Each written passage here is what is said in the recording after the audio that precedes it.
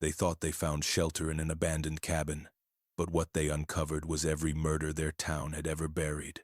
They believed it was just another forgotten cabin, but silence in the wilderness often hides the loudest secrets.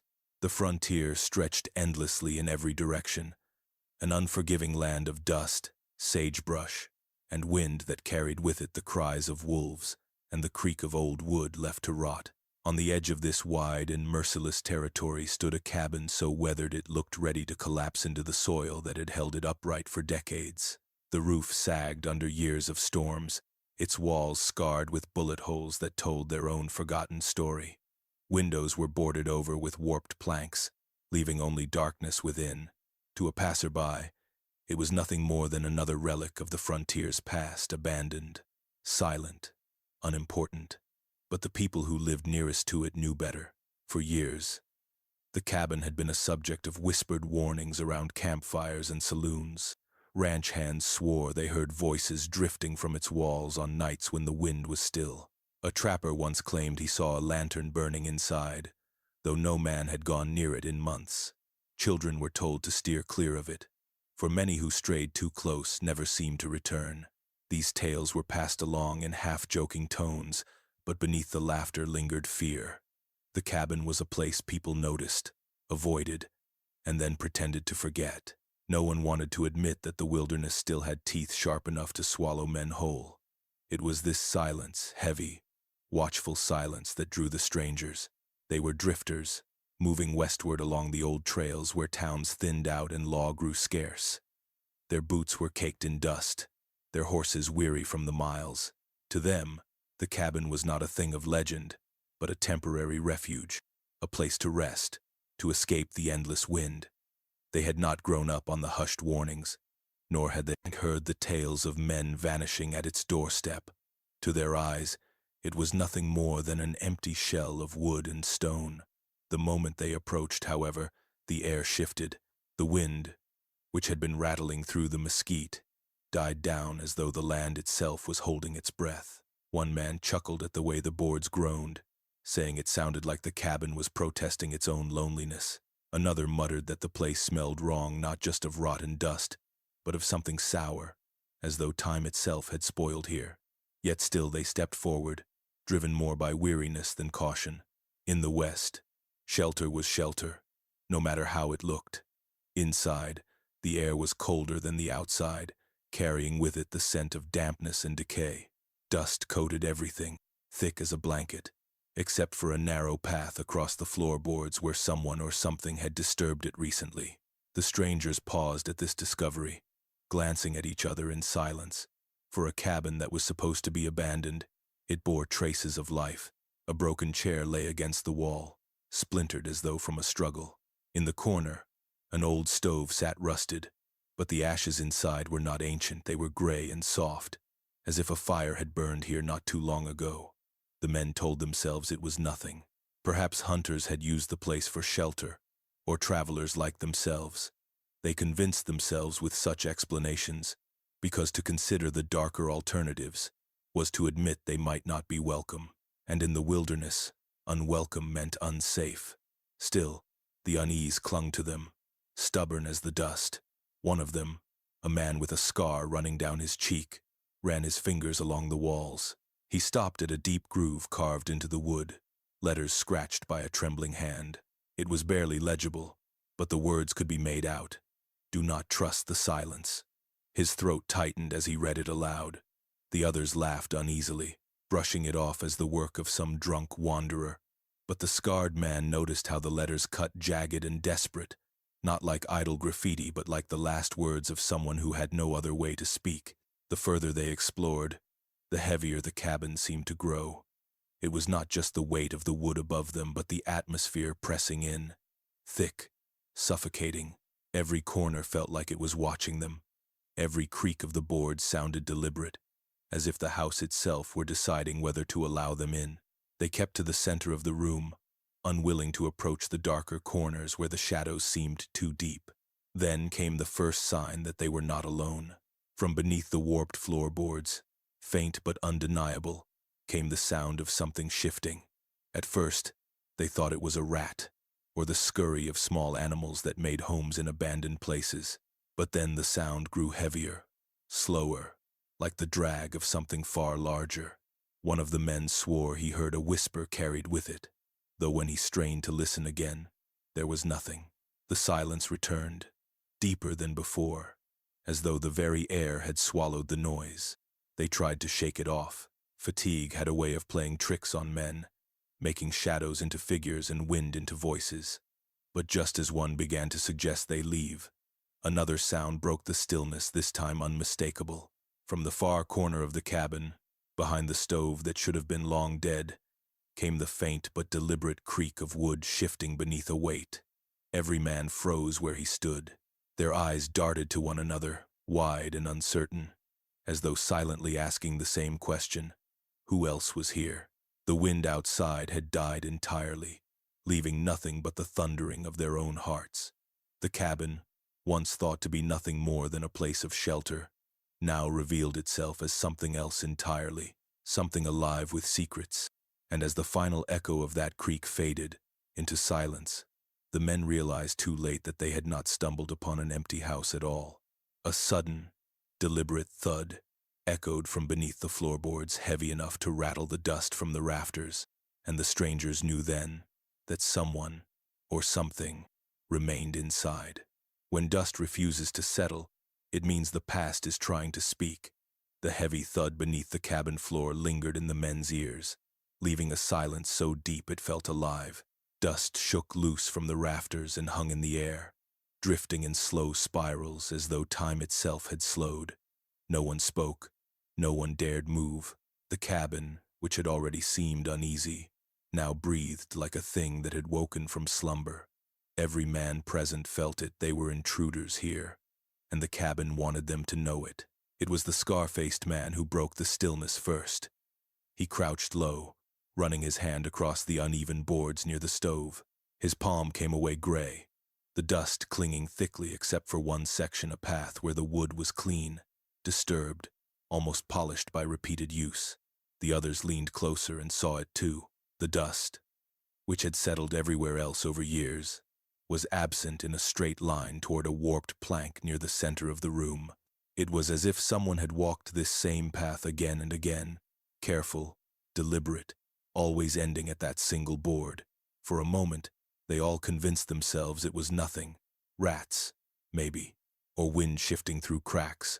But in their guts, they knew better. No animal carved such a clean path, and no breeze could lift dust so neatly. Someone had been here. Recently, the scar-faced man pressed his fingers along the edges of the plank. It wobbled slightly under his touch. He glanced up at the others, his voice a whisper, low and taut. "This one ain't set right." The tallest of the group shook his head. "Leave it. Ain't nothing but rot under there." But the silence of the cabin pressed back against his words. None of them moved toward the door. Curiosity, the most dangerous trait on the frontier, held them in place. Each man felt it digging at his chest, the need to know what lay beneath that board.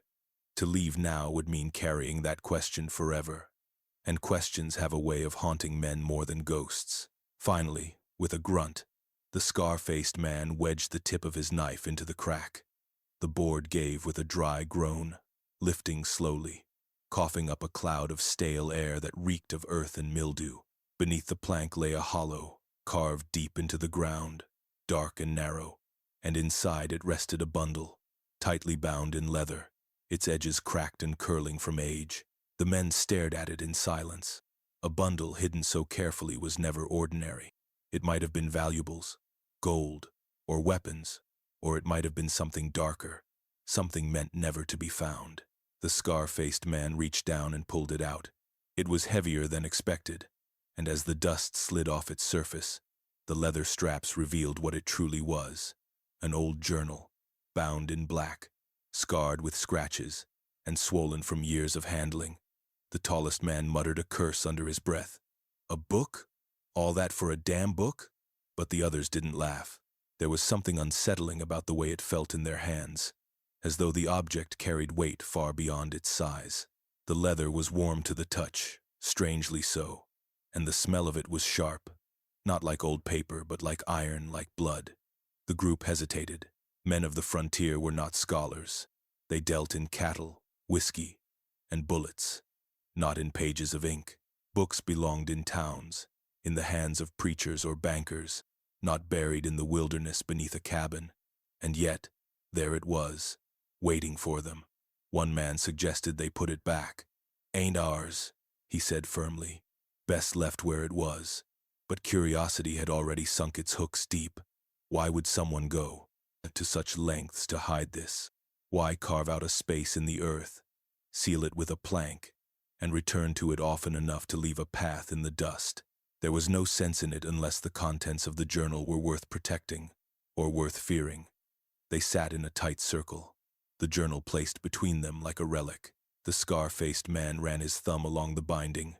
His heart thudded in his chest, not from excitement but from something cold or dread.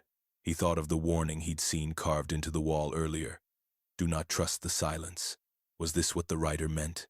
Was this book the reason silence here could not be trusted? His hands trembled as he loosened the strap. The sound of it peeling open seemed to echo louder than the thud had. Every man leaned forward, breaths shallow, waiting for the secret that had been sealed beneath the floor for God knows how many years. The first page crackled as it turned. The handwriting was uneven, jagged, as though written in haste or with a trembling hand. At first, it was nothing more than words, lists of dates, places, fragments of thoughts. But then the men saw it. Names, names written in bold strokes, each one marked carefully, sometimes with a cross beside it, sometimes with a single dash. They read the first few without recognition, then the next, and then one man's face went pale.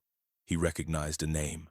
It belonged to a rancher back in their town, a man who had vanished years ago, his disappearance written off as a runaway or a drifter's fate.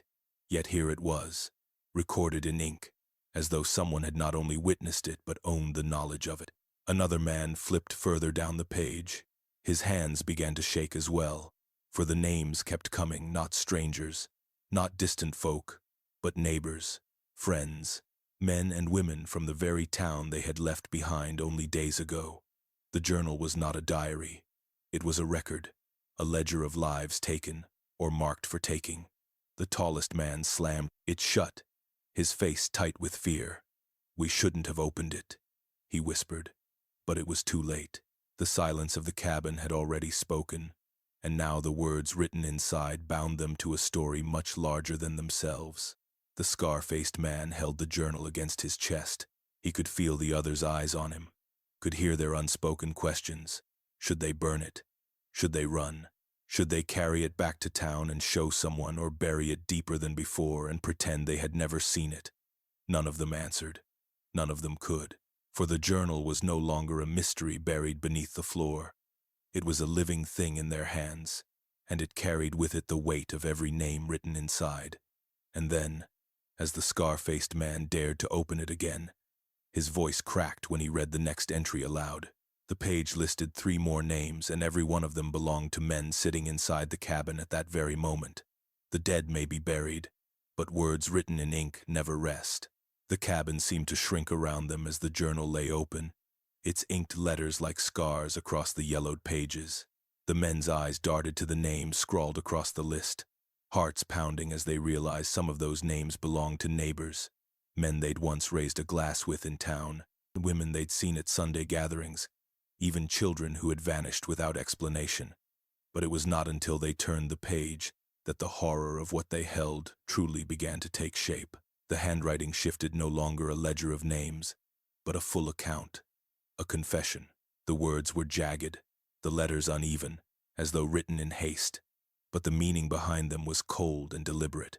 It was a story of a killing that no man alive had ever spoken of, yet one that every whisper of the town seemed to circle around in silence. The writer described a rancher strong, stubborn, a man who had stood his ground against bandits and never bent his knee to corruption. The townsfolk remembered him as the sort who disappeared mysteriously one winter. His absence explained away with talk of bad weather, debts, or maybe a fall into the river. But the journal erased all doubt. His death had not been an accident, nor had it been fate. It had been murder. The description was chilling in its detail. The author recounted the night with unnerving clarity, the way the moonlight hit the rancher's barn, the smell of smoke from his stove, the sound of his boots crunching on the frozen ground before the fatal moment came. The murder was not written with guilt or sorrow. It was not even written with hatred. Instead, it was written with pride, like a craftsman describing his finest work. One of the men whispered aloud, "Who writes like this?" The others shifted uncomfortably. It was not just the confession itself, but the tone of it, detached, clinical, as though life and death were no different than ink on paper. The author detailed how the rancher had struggled, how his breath had turned ragged, how his eyes had widened when he realized he was staring at the face of someone he knew. That detail alone made the men's blood run cold.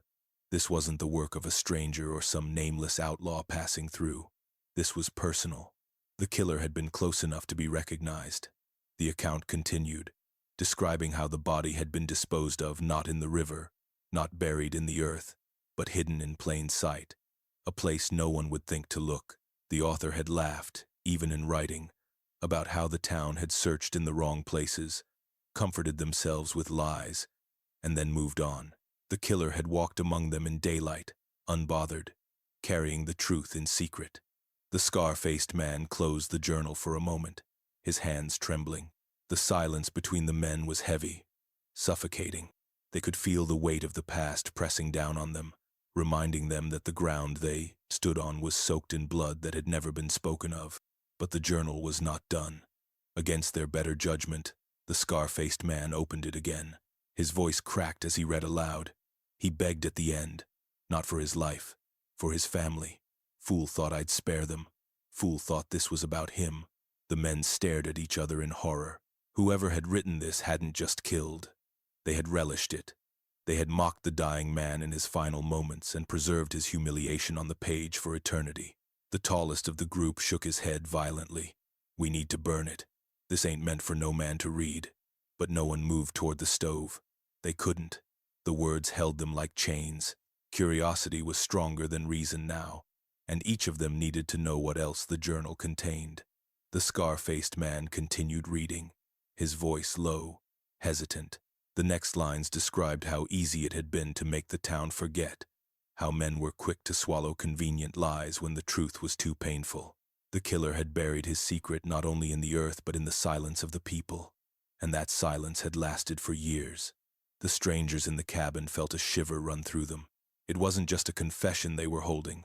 It was proof. Proof that a crime everyone had chosen to ignore had been real, brutal, and intentional. But worse than the confession itself was the way the author wrote about it, not with shame, but with a kind of thrill. The words danced across the page with an energy that felt alive, as though the writer had taken pleasure not only in the act of murder but in retelling it. This was not a man haunted by his sins. This was a man who celebrated them. The scar-faced man closed the journal again, unable to continue for the moment. His breath was unsteady, his palms slick with sweat. The others looked at him, waiting, but no one spoke. The silence stretched on until finally, against his own fear, he turned to the next page. At the bottom of the confession, beneath the chilling details of the killing, was a single line written in darker ink, heavier, as though the writer had pressed the pen deep into the paper. This was only the beginning. The words seemed to echo in the cabin, louder than the wind, louder than their own breathing. The men realized that if this was the first confession, then the journal held countless more, each one a doorway into a crime the world had forgotten or chosen not to see. One crime is a tragedy, but dozens carved across a territory is terror itself. The men sat in the cabin as if shackled by the words they had just read. The first confession had chilled their blood, but what followed on the next pages drained it altogether. The journal was not a story of one murder, one secret, one act of brutality lost to time. It was a record of dozens, perhaps more, spread across every corner of the territory. The scar-faced man turned the pages with shaking hands, his knuckles white as he revealed what the book contained. The entries were not organized like sermons or letters. They were scattered, raw, sometimes nothing more than fragments, names, places, dates. Yet when pieced together, They painted a map of blood that stretched far beyond the walls of the cabin. The first pages after the confession described robberies, wagons ambushed on lonely roads, stagecoaches derailed, whole caravans stripped bare. The author described them not with desperation, as a man might if driven by hunger, but with satisfaction, as if each theft was a test of wit and dominance. The details were chillingly precise. The number of bullets fired, the screams of the victims, the way fire was set to cover tracks. Then came the fires, dozens of them, small towns, barns, even a schoolhouse once, its cinders scattered across the prairie like bones. The writer described watching flames consume wood and flesh alike, savoring the chaos as neighbors turned against one another in suspicion. "They always blame each other," one line read, "and never look for the hand that struck the match." The men who sat around the journal shifted uneasily. They knew those stories. They had heard of barns that went up in the night, of wagons robbed and families left destitute, of towns rebuilding from ashes without ever catching the guilty. These were not tales of a distant land. These were the scars of their own territory. The journal was proving what no one dared say aloud: all those crimes, scattered across counties, were not the work of chance or many outlaws. They were orchestrated by one mind, one hand, one shadow that had been moving unchecked for years. The scar-faced man flipped further. The handwriting grew bolder, more confident, as though the killer had grown drunk on his own power. He wrote of killings that served no purpose beyond pleasure, drifters gutted on lonely trails, lawmen shot in ambushes, families slaughtered to erase witnesses. Each entry dripped with the same detached pride, the same hunger to record the act so it would never fade. What made it worse was the realization that the author had been everywhere, from the southern rivers to the northern passes, from desert plains to mountain towns. No place had escaped his touch. Wherever settlers went, wherever law tried to take root, blood had already been spilled and inked into this ledger of death. The tallest man slammed the journal shut, his breath ragged. "This ain't no outlaw. This is a plague." But curiosity pulled them back in. They could not look away from the horror. One by one, the men leaned forward again as the scar-faced man turned the pages slowly, each one revealing another crime, another scar on the land they thought they knew. They found entries about sheriffs bribed and deputies silenced, about judges who looked the other way, about townsfolk who betrayed their neighbors for a coin. The killer had not worked alone. He had pulled strings, used men like tools, and left them to rot when their usefulness was spent. The territory they thought was held together by law and order had in truth been bleeding under the hand of one orchestrator, and no one had seen it. Or perhaps, worse, no one had wanted to. The scar-faced man's voice shook as he read one line aloud. "Fear does my work better than bullets." The others fell into silence. They thought of the whispers that had passed through saloons, the rumors of disappearances, the way folks kept their heads down rather than ask questions. They realized the author had been right. Fear had been the true weapon, and the journal itself was proof of it. Page after page, the crimes stacked higher. The men began to feel suffocated by the weight of them, as though every drop of blood spilled had seeped into the air of the cabin. It was no longer just the story of a murderer, it was the history of the territory itself, retold in the words of the one who had carved it. And then, among the robberies and fires and killings, came an entry different from the rest. The handwriting was slower, heavier, as though the writer had paused more than once before finishing the words. The entry described a killing, but not one anyone had ever heard of. The body, the writer claimed, had never been found. The author described with cruel detail how the man had begged, how he had been silenced, and then where the body had been hidden, not buried, not burned, hidden, somewhere close, somewhere that still existed. The scar-faced man read the last line aloud, his voice breaking as the words filled the cabin like a curse. "And even now, they lie where I left them, waiting for the day someone digs deep enough to know the truth." The men froze. For the first time, their fear was not only for the past, but for the present. If the body was still out there, waiting, then the crimes recorded in the journal were not just history. They were unfinished business. One man whispered, barely above breath, If one body's still out there, how many more are waiting to be found? Some names belonged to graves.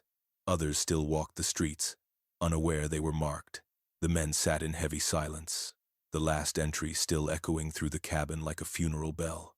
The thought of a body still out there, hidden where the killer had left it, gnawed at them. It made the journal feel less like a record of the past and more like a map of unfinished horrors. Yet even as that dread pressed down, the scar-faced man turned another page, as if pulled by something stronger than fear. This time, what stared back at them was no confession, no detailed account of blood spilled under the moonlight.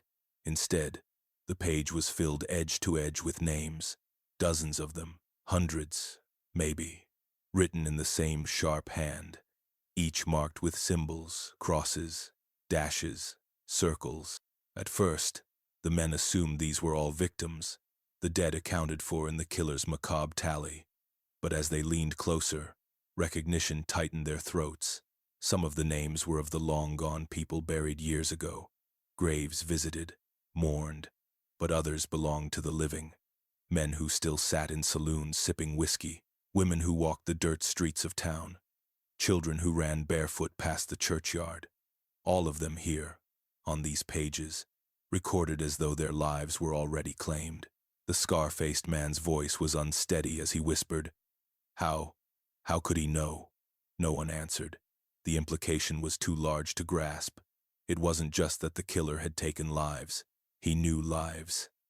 He cataloged them, sorted them into categories like livestock, and for some reason none of them could fathom he had written down the names of the living as if they were waiting for their turn. The tallest of the group rubbed his temples, muttering, "This ain't possible. He couldn't have known all these people, not across counties, not in every damn town." But another voice cut in, quiet and grim. Unless he had help. That thought fell over them like a shadow. Could it be that this killer wasn't just one man but part of something larger? Was the journal not only a confession but a ledger, a shared record meant for others who followed the same dark work? The possibility made their blood run colder than any ghost story. They turned more pages, scanning the names. The living stood out most of all. Some had dashes beside them. Others had nothing at all. One man suggested the marks meant who was already dead and who had been spared. Another argued the dashes were unfinished business, a mark of those the killer intended to silence one day. Whatever the truth, the effect was the same. The cabin no longer felt like an empty ruin but a trap, its walls closing tighter with each name read. It was no longer about history or curiosity. The journal had become a threat, and by holding it, the men feared they might have signed their own death warrants. The scar-faced man stopped suddenly, his eyes wide as he pointed to a familiar name.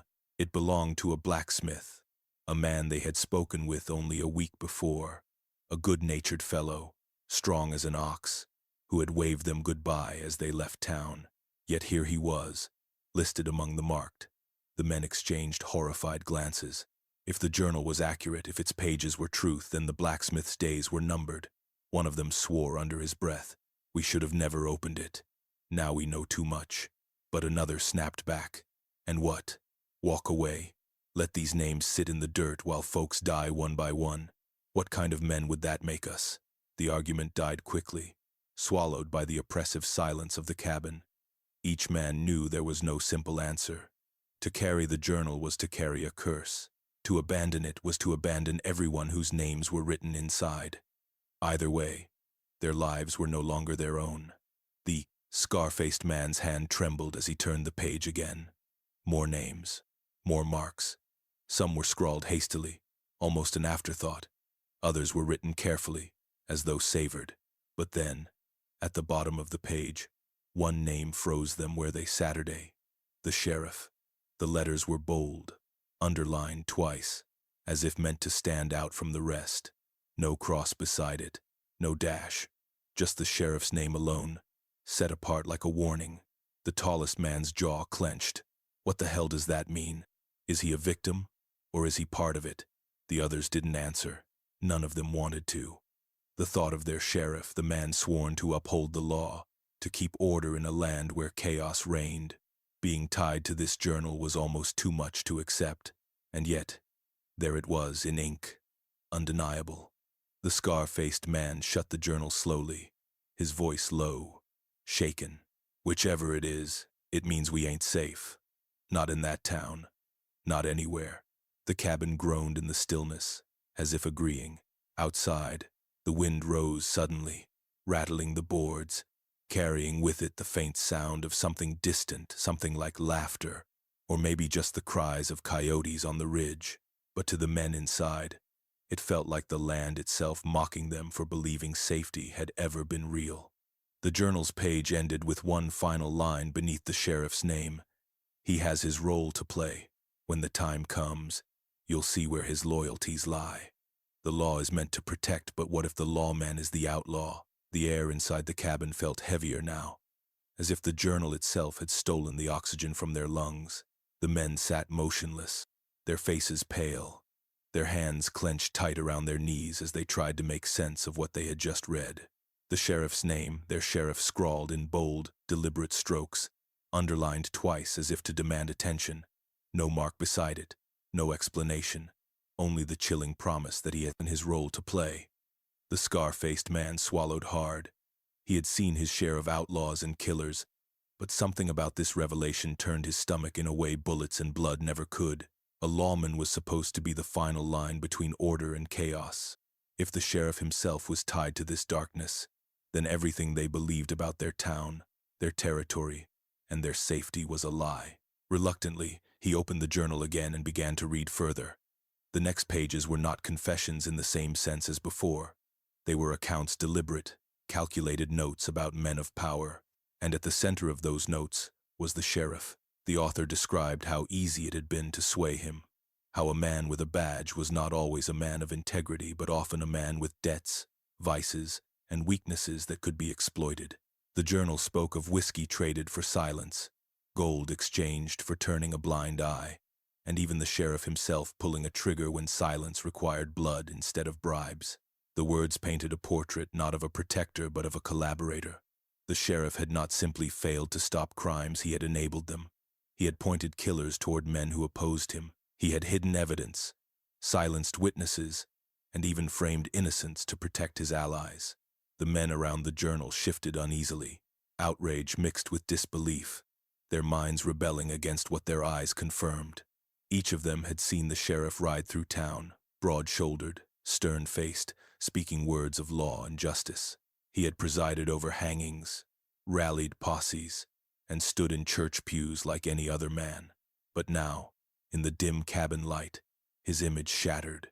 He was not the defender he pretended to be. He was one of the wolves. The tallest of the group slammed his fist against the floor. "All those trials," he muttered bitterly. "All those men hung. How many of them were even guilty?" No one answered. The silence carried the weight of the truth. If the sheriff's hand had guided justice, then justice itself had been poisoned. The journal went further, describing crimes that the sheriff had covered, murders written off as accidents, whole families that had vanished on the road, their wagons later found burned with the sheriff himself, declaring it the work of bandits no one ever caught. He had protected the orchestrator by burying the truth beneath official word, and the territory, desperate for order, had believed him. The scar-faced man's hand trembled as he read aloud one line written in an almost mocking tone. "The law serves those who pay it best." The men exchanged grim looks. Outrage gave way to fear. If the sheriff was part of this, then who else? Judges? Deputies? Was the entire system nothing but a mask hiding the same blood-stained hand? The cabin groaned around them as if mocking their naivety. They had thought law was a shield, imperfect though it might be. Now they understood it was a weapon, and it had been wielded against them all along. The scar-faced man turned the page again, and this time the words struck deeper than any before. It was no longer an account of what had happened, but of what was still to come. The passage described a plan. It spoke of a gathering soon to take place, of men who trusted the sheriff, men who would ride under his command, believing they were chasing outlaws. But the entry revealed otherwise. They would not be hunting criminals. They would be led into an ambush, slaughtered, their deaths written off as casualties of duty. The orchestrator had no intention of letting them survive, and the sheriff was the bait. The men froze, their hearts hammering. The ink was fresh enough, the details sharp enough that this was no past crime. This was the future. The scar-faced man read the final line of the passage aloud, his voice hollow. By the time the sun sets on that day, their blood will water the ground, and order will once again belong to us. The words hung heavy in the cabin, more suffocating than the dust, more terrifying than the silence. It was not just a journal of old sins anymore. It was a prophecy, and one that had not yet been fulfilled. The men realized in horror that the journal did not merely hold the past. It was a blueprint for crimes yet to unfold, and the sheriff was at the heart of it. What if the journal wasn't history but a roadmap to tomorrow's deaths? The men sat in stunned silence, the lamplight trembling as if the flame itself feared the words on the page. Until now, the journal had been a chronicle of past horrors, killings hidden, robberies forgotten, fires left unexplained. But this entry, with its talk of a gathering yet to come and blood yet to be spilled, broke the boundary between past and present. The scar-faced man wiped a bead of sweat from his brow as he stared at the page. The words seemed alive, pulsing with intent, as though the author had written them not years ago but just hours before the men arrived. He whispered, almost to himself, "This ain't just what was. This is what's gonna be." The others leaned closer, their shadows stretching long against the warped cabin walls.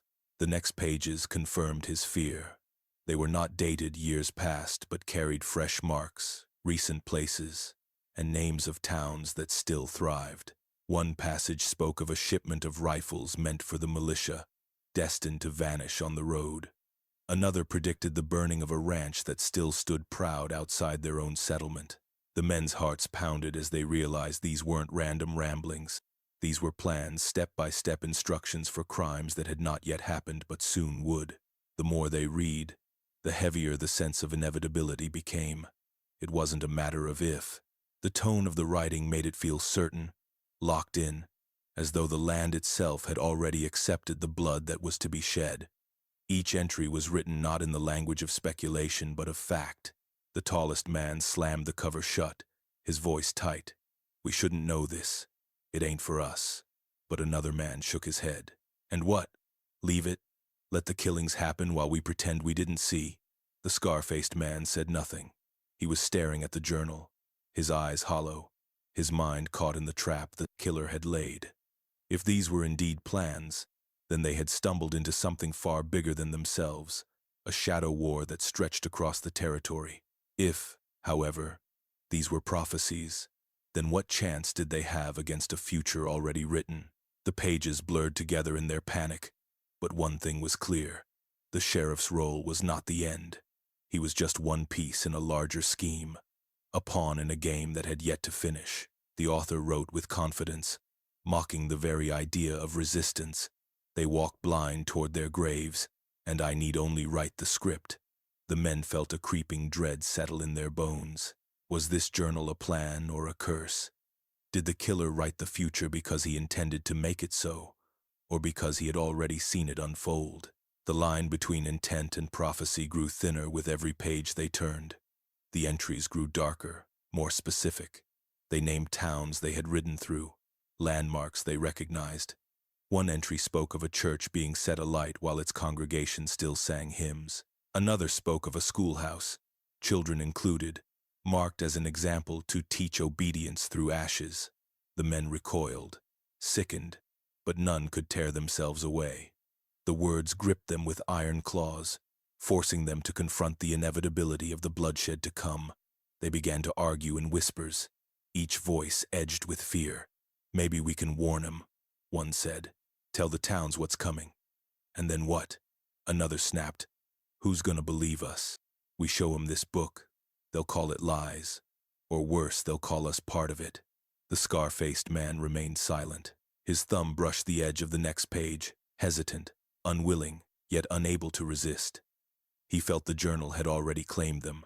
When he finally turned it, the silence in the cabin broke into something colder, the sound of sharp intakes of breath, the kind men made when faced with death in itself. For the page they now stared at carried names, not distant ranchers or unknown settlers, not townsfolk they had passed on the trail. These names were closer, too close. The scar-faced man's voice cracked as he read them aloud, one by one, and with each name, the others shifted uneasily, until they realized the truth. The journal listed their own names, each man in the cabin, written in the same deliberate hand, marked with the same symbols they had puzzled over before, dashes beside some, nothing beside others, but the meaning was unmistakable. They, too, had been accounted for. The tallest man staggered back, his face pale. No, no, this can't be. How the hell would he know us? Another man whispered hoarsely. We only just came through this land. He couldn't. His words faltered, drowned in the dread of realization. The scar-faced man stared at the page until his vision blurred. Their names had been waiting here, sealed beneath the floorboards, long before they arrived, as though the killer had known they would come, as though their fate had already been written. The silence that followed was unbearable, filled only by the sound of the wind pressing against the cabin walls. The journal lay open between them, its pages a mirror of their own doom. At the bottom of the page, beneath their names, a single line had been added in darker ink. And tonight, the cabin welcomes them home. Some places are abandoned for a reason, and disturbing them brings the owner back. The journal lay open in the lamplight, its ink like fresh blood against yellowed pages. The men sat frozen, staring at their own names written as though fate itself had carved them there long before they had ever set foot in the cabin. None spoke. None dared to. The silence pressed down like a coffin lid, and in that silence, a terrible realization began to take root. This cabin was not abandoned, not truly. It had been left here as a vault, a tomb for secrets too dangerous, to be spoken. The journal was never meant to be read, never meant to be touched. And yet, here they were, trespassers who had torn open the floorboards and unearthed what should have stayed buried. The scar-faced man's throat felt tight, his voice barely above a whisper. It was waitin' for us. The tallest of them shook his head in denial, his breath ragged. Number ain't possible. It's just coincidence. Just some bastard writin' names to scare whoever found it. But the others weren't so sure. Every page had carried details too precise, too real. Crimes they themselves remembered whispered about in saloons and on trails. And now their names. The journal knew them, as if it had been expecting them, as if their steps had been guided here, to this very night, to this very room. The scar-faced man closed the book with shaking hands, the leather creaking like old bones. His heart hammered in his chest. He wanted to believe it was just ink and madness, that the killer had long been dead and buried. But the thought burned in his mind, stubborn as wildfire. What if he isn't? He looked around the cabin, suddenly seeing it differently. The broken chair, the faint path in the dust, the ashes in the stove that hadn't seemed so old after all. None of it belonged to a place abandoned for years. This wasn't just a ruin. It was a hiding place. The men shifted uneasily, the air growing colder by the second. They could feel it now, the weight of unseen eyes. The silence was no longer empty, it was watchful, patient, dangerous. One of them muttered under his breath, "We ain't alone here." The scar-faced man nodded slowly. Never were. The fear that had once been about old crimes, about the horrors of the past, now shifted into something sharper, more immediate. It wasn't about the rancher who had been killed years ago or the towns burned long before their time. It was about the here and now, about whether the man who had written these words was still alive and whether he was close enough to know they had found his work. The tallest man's voice cracked. We should leave, take the journal, burn the place, get out before what? None of them wanted to finish the thought. They could almost hear the words themselves echoing in the cabin walls, before he comes back. The scar-faced man tried to steady his breath. His eyes moved to the doorway, to the boards rattling faintly in the wind. For the first time, the thought struck him that maybe the killer had never left. Maybe the cabin had always been his, waiting for the moment when curious hands would pry up the wrong floorboard. Maybe their arrival hadn't been chance at all, but part of the plan written in the very pages of the journal. His fingers brushed over the cover. The leather was still warm, unnaturally so, as if it had been held only hours ago. The realization swept through them all at once. They weren't holding the relic of a dead man. They were holding the work of someone who was still writing. The tallest man backed away from the table, his boots scraping against the dusty floor. "We've got to go," he whispered. "Now." But as he moved toward the door, the sound that followed froze them in place. Crunch. Footsteps. Slow, steady, deliberate, coming from just outside the cabin. Every man's head snapped toward the door, their hearts pounding so hard it drowned out even the wind. The sound was not of an animal, not the random shuffle of leaves or branches, but the measured tread of boots pressing into the earth. Crunch. Closer this time. The scar-faced man's grip tightened around the journal. His breath came fast and shallow. The lamplight flickered, casting their faces in broken shadows. No one spoke now. No one moved. The silence was absolute, except for that terrible rhythm step. Pause. Step. Pause, drawing nearer with each second. The tallest man reached instinctively for the pistol at his hip, his fingers trembling so violently he could barely steady the grip. Another man clutched the edge of the table as if it could anchor him against the rising tide of dread. Crunch. Right outside the door now. The cabin walls seemed to breathe, the air thick enough to choke. The men knew, without speaking, that whatever stood outside was no stranger, no passerby. Whoever it was belonged here, and he had come home. The sound stopped. For a heartbeat, there was only silence. Then, with slow finality, the door's latch rattled as a hand pressed against it from the outside. When the door creaks open, the past finally takes shape in the present. The rattle of the latch froze every man inside the cabin. The sound was small, almost delicate, but it struck harder than gunfire. For hours, the journal had been a ghost story, ink binding them to horrors of the past. But now the past stood on the other side of the door, its hand resting on the latch, ready to step into the present. The scar-faced man clutched the journal tight against his chest as though the cracked leather might shield him. The tallest man raised his pistol, sweat dripping down his temple, his finger shaking on the trigger. The others glanced frantically around the room, looking for escape. But there was none. The windows were boarded shut. The floor creaked at every step, and the only way out was the same door that was about to open. The latch clicked, the hinges groaned, and the door creaked open, inch by inch, until the night poured inside black, cold, and endless. At first there was nothing but the sound of the wind, carrying dust and dead leaves across the threshold. But then, from the darkness, a figure emerged. He stepped slowly into the lamplight. His boots were caked in dirt, his coat long and torn at the edges.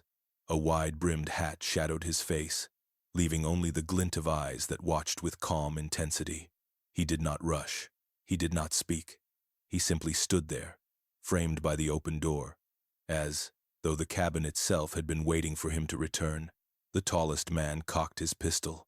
"Don't move another step." The stranger's eyes shifted to him, unflinching, unimpressed. He did not raise his hands, did not show fear. Instead, his gaze slid to the journal clutched in the scar-faced man's grip. "You found it," the stranger said, his voice low and steady, every syllable weighted with certainty. The words struck like a hammer, not a question, a statement, as though he had known this moment would come. No one spoke at first. The cabin's silence wrapped around them, thick as smoke. Finally, the scar-faced man managed to stammer, "Who the hell are you?" The stranger stepped further inside, the door shutting behind him with a dull thud. His boots echoed across the floorboards, slow, deliberate. He stopped just short of the lamplight, his face still hidden in shadow. "Does it matter?" he asked softly. "You've read enough to know what I am." The scar-faced man's heart pounded. His instinct screamed to run, to fight, to do anything but sit frozen under that unblinking gaze. Yet something about the man's calmness, the certainty in his voice, drained the strength from his limbs. The tallest man's pistol wavered. "If you take one more step." The stranger smiled faintly, though the expression held no warmth. "You'll shoot? Go ahead, but I reckon your hand's shaking too bad to hit anything worth hitting." The tallest man's jaw tightened, but he didn't fire. The scar-faced man finally found his voice. "That journal, it's yours." The stranger's gaze slid back to him. For the first time, he stepped fully into the lamplight. His face was lined with age and weather, but his eyes burned with the sharpness of a man far from finished. Mine? He tilted his head slightly, as though amused. Number, that journal don't belong to me. It belongs to the land. I just wrote down what it told me. The men shifted uncomfortably, their fear tightening into something colder confusion mixed with dread. Was this man mad? Or was his madness more dangerous than sanity? The scar-faced man's voice trembled. Why our names? Why us? The stranger's smile widened, though it never reached his eyes. Because you came. Because you were always going to come. Same way the rancher was always going to die. Same way the sheriff was always going to betray. The book don't just hold the past. It holds the weight of what's owed. The words sank into them like stones. The idea that their steps had not been their own, that they had walked willingly into a trap written long before, gnawed at their minds. The tallest man's pistol shook. You're insane. The stranger's gaze hardened. Insane? Number, I'm the only one who sees it clear. This land don't belong to lawmen, or townsfolk, or wanderers like you. It belongs to blood, always has, always will. The cabin seemed to shrink with each word. The lamplight flickered, shadows dancing like restless spirits. The men could feel the weight of inevitability pressing down, as though the stranger's presence had sealed their fate. The scar-faced man clutched the journal tighter. If this book's yours, then you wrote every crime in it, every murder, every fire. That's you. The stranger tilted his head again, considering. Some of it's me, some of it's others. All of it's true. Truth don't need a name to breathe. The men exchanged uneasy glances. Was he admitting guilt? Or was he speaking for something larger? Something worse than a single man? The tallest man took a step forward, his pistol raised. You're not walking out of here with that book. The stranger's smile returned wider now, sharper. You think it matters whether I walk out with it? The book's already written. Your names are already in it. The only question left is whether you die in this cabin or somewhere else down the line. The words struck them cold, the idea that their lives had already been decided, their deaths already penned in ink, crushed whatever illusion of control they had clung to. For a long moment, no one moved. The wind howled faintly outside, rattling the boards. The lamp hissed as the oil burned low. The stranger stood in the center of it all, calm, unshaken, as though he had been here 1,000 times before. Finally, he leaned closer, his voice dropping to a whisper that carried like thunder. You boys didn't find the cabin. The cabin found you. The most dangerous story is the one still being written. The stranger's words lingered in the cabin air like gun smoke. You didn't find the cabin. The cabin found you. The men sat stiff with dread, their knuckles white on pistol grips, their eyes fixed on him. The scar-faced man clutched the journal tighter, as if the cracked leather might shield him from what those words meant. But even as fear gripped them, something compelled him to open the book again. Some terrible instinct told him that the truth had not yet been revealed in full. With trembling hands, he flipped to the final pages. The ink here was darker, fresher, as though the words had been written not years ago but within days or even hours. The handwriting was the same jagged scrawl, yet sharper, more deliberate, as if every letter carried the weight of inevitability. His eyes scanned the first line, and his blood ran cold. The entry began with a description of a storm that wasn't outside the cabin, but inside it. Not wind and rain, but men, strangers stumbling in from the wilderness, seeking shelter, their boots heavy with dust. It described the way one of them had noticed the floorboards, the way another had pried them open, the way their hands had touched the leather of the hidden journal. The scar-faced man's mouth went dry. He whispered, barely audible, "It's writing us." The others leaned in, their fear deepening with every word. For the journal was no longer recounting crimes of the past. It was describing the very night they were living, the very moments they had just endured, each action they had taken, the hesitation, the arguments. Even the scar-faced man's trembling voice was laid out on the page in precise, merciless detail. One of the men cursed under his breath and backed away. "Number, no, this ain't real. Somebody's playing with us." But the scar-faced man shook his head. His finger traced the words as he read them, and the lines continued to mirror them. Even as he looked up, the entry described it. The one with the scar lifts his eyes from the page, his breath uneven, fear rising in his chest. The lamplight flickered. The stranger at the door didn't move, didn't speak. He only watched, his expression unreadable, as though waiting to see how the story would unfold. The tallest man snatched the journal, flipping ahead, desperate to find something that might break the spell. But the words carried on, relentless, describing his every movement, the way he turned the pages too fast, the way his breath grew shallow, the way his hands trembled against the weight of what he read. Each man felt his chest tighten. The cabin no longer felt like wood and nails. It felt like paper and ink, a prison written long before they had arrived. The scar-faced man whispered, "It's not just telling the past, it's telling what's happening now."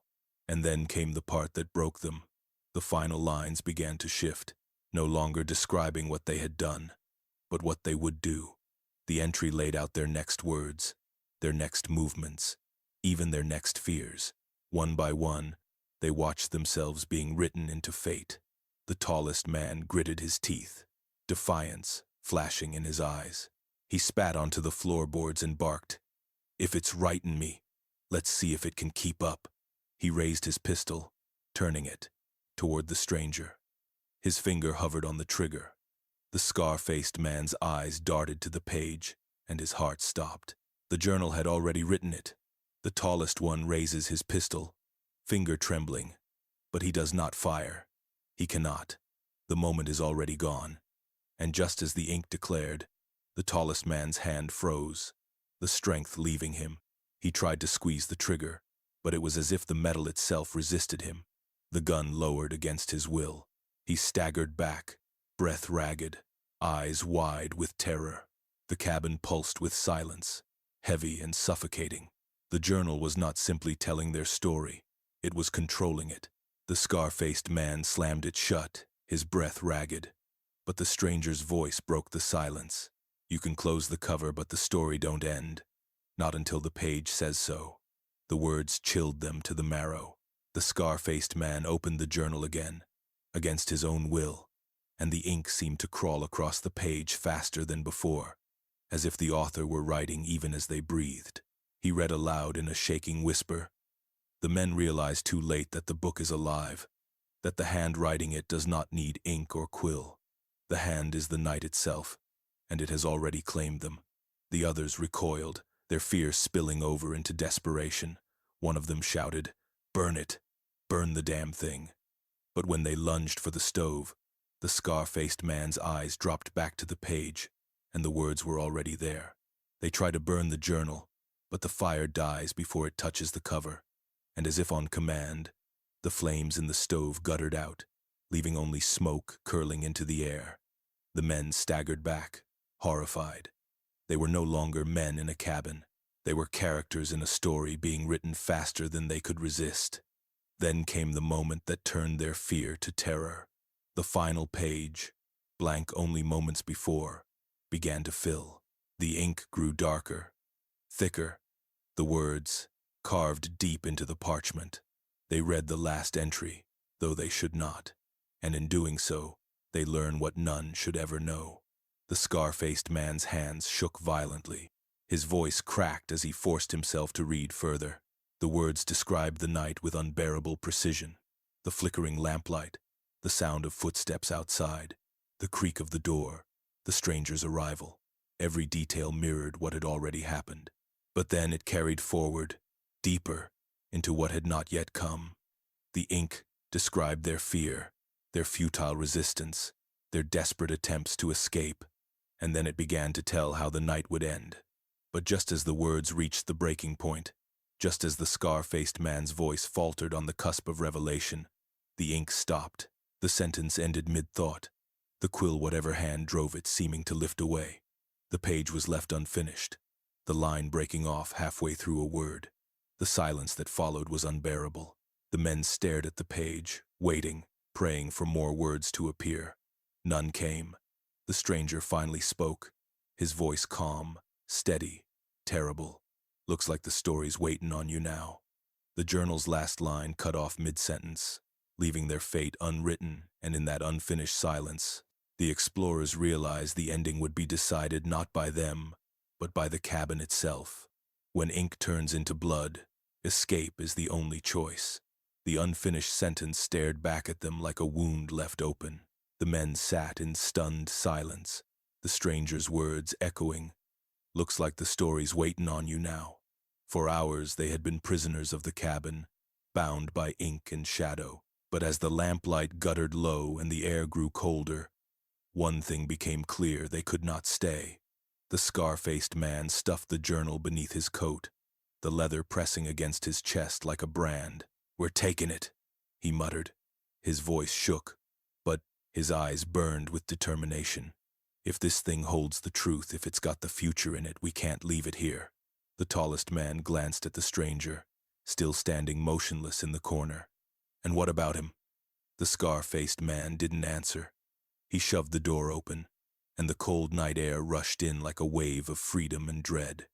One by one, they stepped into the darkness, their boots crunching against dry earth. Behind them, the cabin loomed silent, watchful, a place that had trapped them in words and nearly stolen their minds. They did not look back. The desert stretched out before them, vast and merciless. The moon rode high, casting long shadows across jagged rocks and dry riverbeds. The wind whipped against their faces as they mounted their horses and spurred them forward, the journal thudding against the scar-faced man's chest with every gallop. But freedom was not so easily won. From behind came the echo of hoofbeats, faint at first, then louder. Many riders. The sound carried across the canyons like thunder, growing closer with every breath. The tallest man twisted in his saddle. "They're comin'." The scar-faced man didn't need to ask who. Whether it was the stranger, his allies, or something worse, the answer was the same: they were being hunted. The riders gave chase through the night, their silhouettes breaking against the ridges. The explorers drove their horses harder, hearts pounding in rhythm with the gallop. Dust rose behind them, choking, blinding, but still they pressed on.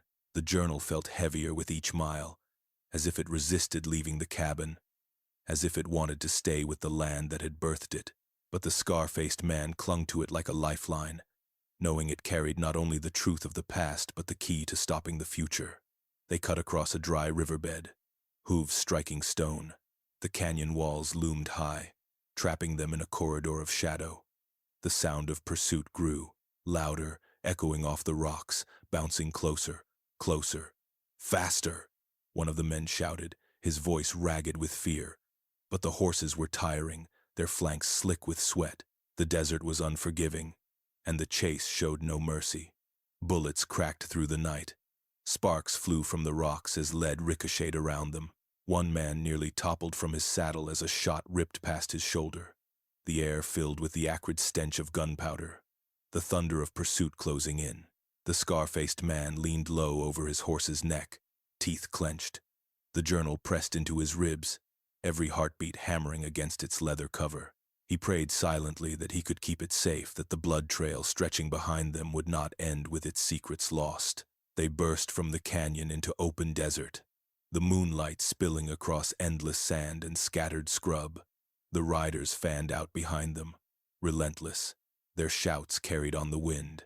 For hours the chase dragged on, through dry plains, across shallow rivers, into ravines where the rocks threatened to swallow horse and rider alike. Exhaustion gnawed at them, but fear pushed them harder. They were not just running for their lives, they were running to keep the truth from being swallowed back into darkness. Yet with each mile, the hunters grew closer. The land itself seemed to betray them, offering no cover, no shelter, only dust, stone, and the pounding of hooves. By dawn, the men were barely holding their seats. Their horses stumbled, foam flecking their mouths, sides heaving. The journal felt like lead against the scar-faced man's chest. Every breath burned in his lungs. Every sound of pursuit was a reminder that escape was a lie the land had whispered to them. They reached the ridge of a canyon, its drop steep and merciless. The only way forward was down. The men exchanged frantic glances. "We'll never make it," one muttered. "We ain't got a choice." The scar-faced man snapped. He pressed his heels to his horse, urging it forward. The animal balked, then plunged down the rocky slope, hooves skidding, stones tumbling into the abyss. The others followed, each second a gamble against death. Bullets whistled past. Dust filled their eyes, choking, blinding.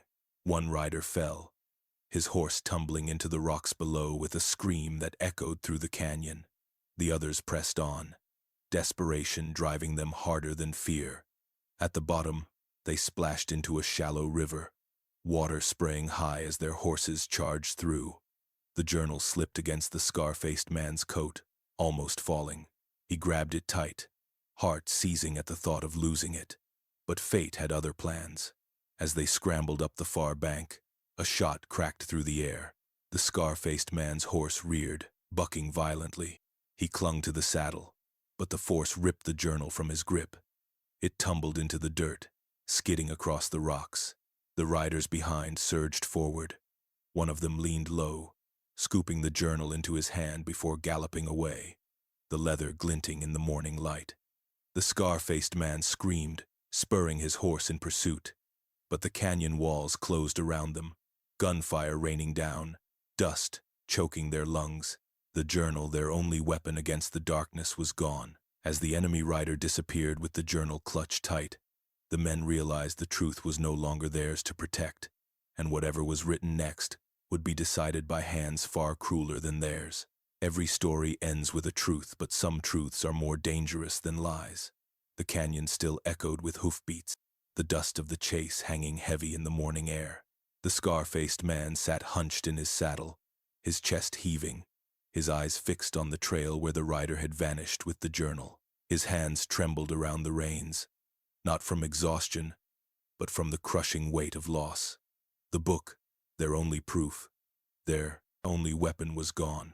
For miles they rode in silence, each man broken by the thought that all they had endured inside that cursed cabin had been for nothing. But the scar-faced man's jaw was set hard. He would not accept defeat. That journal had stolen too much already: blood, sanity, peace. He would not let it vanish into darkness again. By sundown, the trail led them to the outskirts of a town they knew well. It was no accident. Whoever had taken the journal had brought it here for a reason. And as they rode through the dust-choked streets, the reason became clear. The sheriff was waiting. He stood on the steps of the jailhouse, broad-shouldered, his badge glinting in the dying light. His hand rested casually on his revolver, his expression calm, too calm, and in his other hand, held like a trophy, was the journal. The men froze, their blood running cold. The sheriff smiled faintly, lifting the book for them to see. "Been looking for this a long time," he drawled. "Funny it took a pack of drifters to dig it up." The tallest man snarled. "It's yours, ain't it? You wrote every damn word." The sheriff chuckled, low and bitter. "Number. Not every word, but enough." The scar-faced man's throat tightened. The pieces slammed together with sickening clarity. The names, the corruption, the cover-ups. Every crime that had scarred the territory had been tied, in one way or another, to the lawman who now stood smirking before them. The sheriff flipped the journal open with casual ease, the pages fluttering like restless spirits. "This territory needed order," he said. "And order don't come from men playing fair. It comes from fear, from control, from blood." His words spilled out like poison. The fires, the robberies, the killings. They hadn't just been chaos. They had been calculated, designed to break towns, to keep people desperate, to make them lean on the lawmen who had secretly orchestrated their suffering. "You called me protector," the sheriff said, his voice steady. "But I've been the architect all along. Every crime, every corpse, every fire you lived through my design." The tallest man's hand twitched toward his pistol, but the scar-faced man stopped him with a glance. Rage burned in his chest, but he knew the sheriff wanted them to lash out. He wanted the story to end on his terms. The sheriff stepped down from the jailhouse steps, his boots crunching in the dirt. "See, the book ain't just record. It's ledger, and once your name's in it, there ain't no crawling out. You boys proved that yourselves. The scar-faced man's voice cracked as he forced the words out. Why? Why write it down at all? The sheriff's smile faded into something colder. 'Cause stories live longer than men. Outlaws, sheriffs, drifters, names get buried. But words last forever. He tapped the cover of the journal with one finger. This here's my immortality. The weight of betrayal crushed the men. They thought of the townsfolk who had trusted him, of the innocents who had been buried because of him, of the entire territory built on a foundation of lies and blood, outrage mixed with despair, a fury so sharp it felt like grief. The scar-faced man's hand slid to his holster.